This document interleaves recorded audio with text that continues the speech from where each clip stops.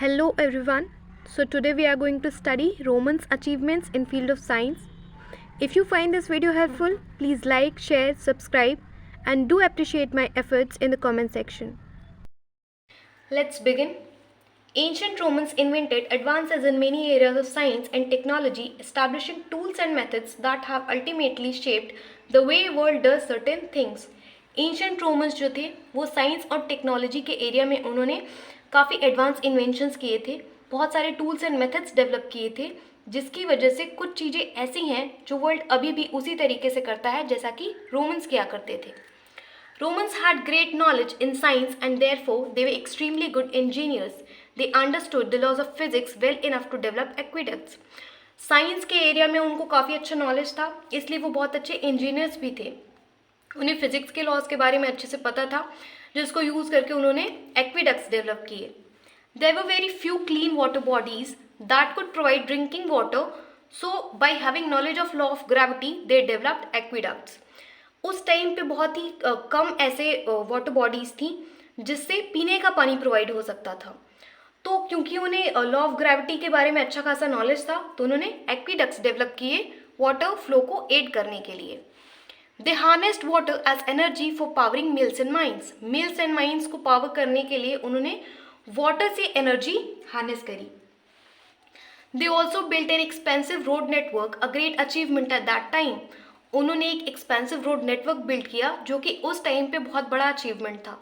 There roads were built by laying gravels and then paving with rock slabs. पहले gravels बिछाए जाते थे, उसके ऊपर से रॉक स्लैब्स रख के उसको पेव किया जाता था. इस तरीके से वो लोग रोड्स बनाते थे.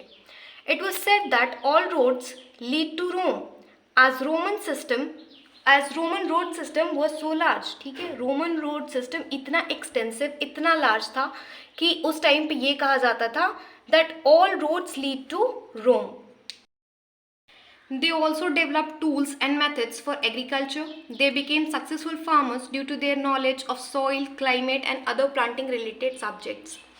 बहुत सारी टूल्स एंड मेथड्स उन्होंने डेवलप किए एग्रीकल्चर के लिए, और क्योंकि उन्हें सॉइल, क्लाइमेट और बाकी जो प्लांटिंग रिलेटेड सब्जेक्ट्स थे उनके बारे में अच्छा खासा नॉलेज था, इसलिए वो सक्सेसफुल फार्मर्स बने. दे डेवलप्ड और refined ways to effectively plant crops and to irrigate and drain fields.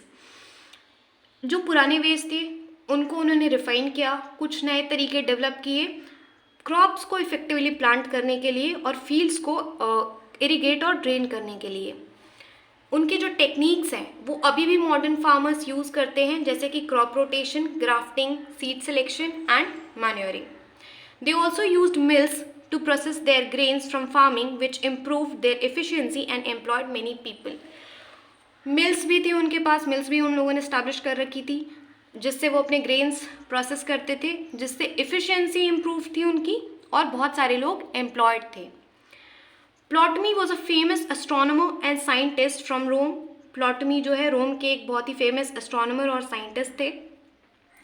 वो अपने सोलर मॉडल के लिए जाने जाते हैं. सोलर मॉडल बेसिकली कहता है कि जो अर्थ है वो एक स्टैटिक बॉडी है जो सेंटर पे है और सन उसके अराउंड रिवॉल्व करता है.